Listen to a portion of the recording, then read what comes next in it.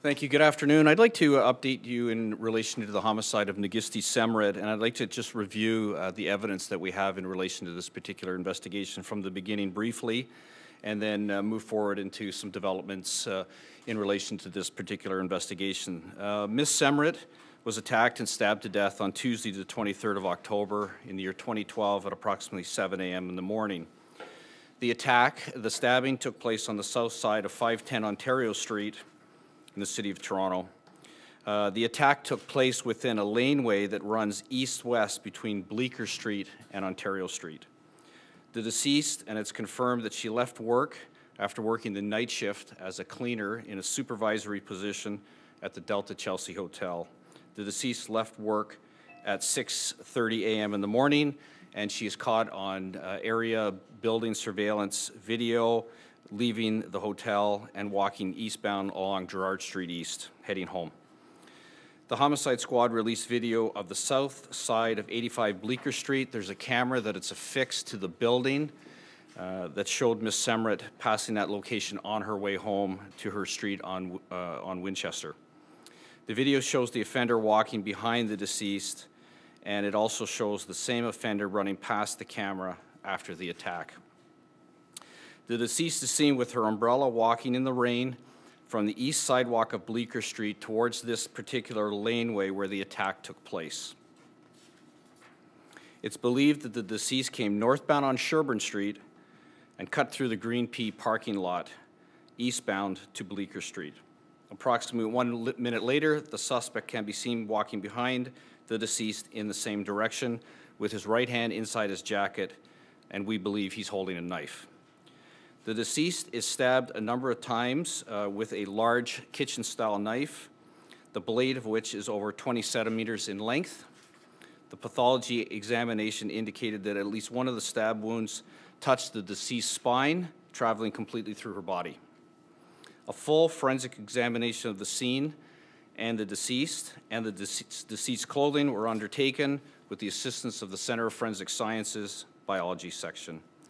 Numerous forensic submissions were made to the biology section, and I'm prepared to outline those forensic examinations for you now. Male DNA was found under the fingernail of the deceased's right hand. Male DNA was found on the canvas portion of the umbrella used by the citizen who confronted the offender as the attack was ongoing. Male DNA was detected on the black Catie canvas bag the deceased was carrying at the time of this particular attack. Those male genetic DNA profiles are all from the same individual, in other words, the offender. The offender is bleeding. I believe the deceased scratched the offender during the attack, in which she was able to gather the offender's DNA under the fingernails of her right hand. In addition, I believe that the offender wounded himself during the attack with the knife that he was carrying. Oftentimes, during attacks of this nature, offenders will injure themselves based on the rain in this particular occasion and the amount of blood that's flowing from the victim's injuries. The wound may or may not have been medically treated. The homicide squad have been transparent with their investigation and their investigative decisions to this point in an interest of drawing the community into the process of helping the police determine what happened to the victim and identify the suspect responsible. The homicide squad is again asking the community in this particular area to think back in relation to the time of this particular attack about an individual that may have had a hand or arm wound that may or may not have been medically treated. The homicide squad is asking for the public to contact the police with information on an individual that had such an injury at the time of this particular incident. In addition, the Toronto Police Service is offering a $50,000 reward in relation to information that leads to the arrest and conviction of the individual responsible for the murder of Nighisti Semret. I can indicate to you that the DNA profile that was identified in relation to the offender does not hit on the National Data Bank at this particular time. And I'll answer any questions that I can. The knife wound that the suspect sustained, where was that knife wound? Well, I suspect, based on the attack, that it's going to be on his hand or his arm. And I've had other investigations where the offender will attempt to control the victim during the attack which is fluid, and there's a tremendous amount of movement. And the offender, in an attempt to stab the victim, actually sticks the knife into his own hand or arm, or that the hand of the offender travels down the length of the knife and he injures himself on the palms of their hands. And I've had those on other occasions. So this is, I'm not indicating that this is saliva from the offender. This is blood, and there's blood coming off of the offender's hand and is cascading onto the umbrella in this particular case. Do you still believe the attacker is in Cabbagetown? I know at previous news conferences you had said you believed it was someone who's familiar with the community. Do you still think that's the case? I still think that the individual has a connection to that particular area, whether or not his residence is in that area. I think it's just a unique part of the city, and as a result of that, the offender has, I believe, a connection to that particular area. And what kind of connection would that be? He either lives in that area, frequents one of the shelters or hostels or soup kitchens or social assistances that are available in that particular area, and I believe that's the connection to this unique part of the city. Do you believe it? Any effort made to collect DNA for comparison purposes? Well, for obvious reasons, we drew DNA from the Good Samaritan that assisted the victim in the interest of eliminating him as the potential donor of the blood, and that was negative. And there have been a couple of other individuals that I would describe as persons of interest in the particular area that we have also obtained DNA samples from, and they are all negative to this point. What did you learn by showing the video surveillance on iPads to the community? We generated individuals that people thought we should go and speak to, and some of them were actually the subject of some of these DNA samples that were collected and sent to the Center of Forensic Sciences. But the difficulty was that in a number of the areas, the shelters and so forth, it became very difficult to get a number of people to look at them based on the different times of the month and the different meeting places that were available to us. But the images were shown to hundreds of people within the area, and in their best opinion, they described to us who they thought it was, and we sought those people out. And to this point, it's negative.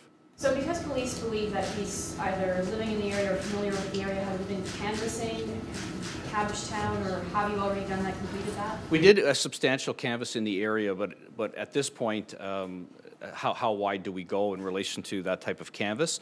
So that's why I'm putting it out to the public in the area and in the Greater Toronto area with regards to an individual who we now believe and know is bleeding.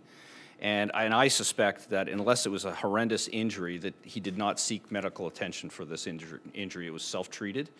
And as a result of that, somebody in the community may be aware of somebody who was tending to a hand or arm wound that didn't seek any treatment. Is there any consideration to do a DNA swab, ask people from the area to come forward, volunteer their DNA, because you do have the attacker's DNA? Is that something you're considering based on a community approach or any sort of canvas like that, asking people to volunteer their DNA? I think at this point it would be such an overwhelming task based on the large and densely populated area in that particular area of the city. So what we're doing for the time being is we're concentrating on individuals who have committed criminal acts in a similar way and making approaches to them with regards to their DNA. So at this point, is there any person of interest, or is it completely wide open? At this point, I'm looking for help from the community to see if they can narrow it down for us, and the additional information is the hand or arm wound. Somebody at the time, and some of these injuries that I've seen are quite substantial. They would require medical attention, and yet the offender is concerned about going to an area hospital or a drop-in center or a clinic in relation to the injury based on the fact that people are going to start to ask questions as a result of it, so they're often self-treated. So is there a person of interest, or? No, there isn't, no. And based on the amount of blood, do you think this was a substantial wound? Well, the blood is flowing, and it's casting off of the offender's hand, at least onto the umbrella. The blood in the area of the canvas bag that the deceased was carrying is at the opening area where you would use your hands to open the canvas bag and be able to look inside the contents, which would suggest to me that robbery might have been a motive. He's interested in the contents of Miss Semret's bag that she was carrying, maybe for her wallet or some other valuables, but the blood is in the area of the opening of the bag. But does it look like there's a lot of blood, that there's a substantial wound on this man, or should somebody be looking for a tick, a scrape? What? Well, it's a 20 centimeter long bladed weapon, and I think that the wound is going to be you know, fairly substantial. I can't say with any certainty what the wound would look like, but the blood is flowing, and it's flowing enough that it can cast off with the movement of one's hand.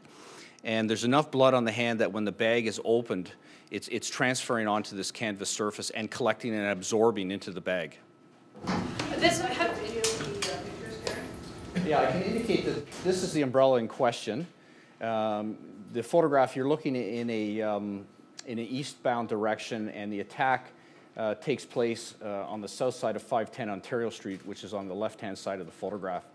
So the member of the public, the citizen that came by, was using an umbrella that he was carrying to act as a weapon of his own to stop the attack upon the deceased, and at that time the offender was brandishing a knife at him, and he was successful in having the offender drop the knife. The knife was picked up by the offender, and he fled westbound in the same direction in which he came.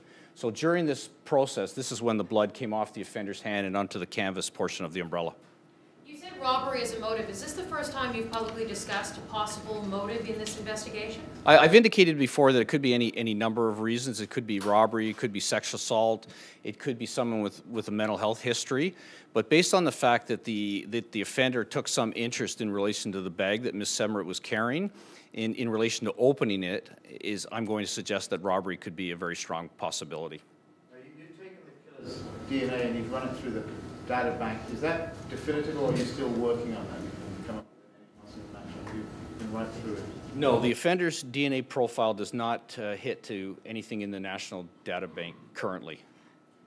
So you're asking for the public's help here, but I'm curious, are you doing anything to help the community feel safer? There was a lot of talk about this afterwards, if they were uneasy. Anything concrete? Well, the division indicated to me about the increased uniform presence in the area, of which I heard from the community in relation to foot patrol officers on bicycles and uniformed scout cars in the area. And I have received a number of phone calls from area residents who felt that the individual looked familiar to them in relation to the suggestion from the orthopedic surgeon that he had a limp. And as a result of that, I'm now indicating to the public that I'm looking again for their assistance in relation to this particular injury, and trying to be as transparent as we can in relation to community safety. Any reason why the victim would have taken those lanes to go backward instead of walking on Giroux? This is actually the shortest way to her residence at that part of the night. So to come north on Sherbourne Street and to cut through the parking lot, she was attacked a short distance from her home, and Winchester Street is just the next street over. This is pretty violent for, I know you said robbery is a potential motive. It's a pretty violent one, but is there any, have you guys looked into it all, a link to other robberies that might have happened in the area? Maybe didn't get this violent, obviously, but... We did look at other robberies within the 51 division area and surrounding divisions, and there wasn't anything really, you know, of this particular nature. There were a few others in the general vicinity, but the offender was a male black person, and doesn't fit that. Have you had any contact with the victim's family? I know our victim services unit has, and one of the detectives on my team have had contact with the deceased family. What are you hearing from them? Nothing really since the time of this particular incident. Okay, so that's all Okay, the thank you. questions. This information is on the website.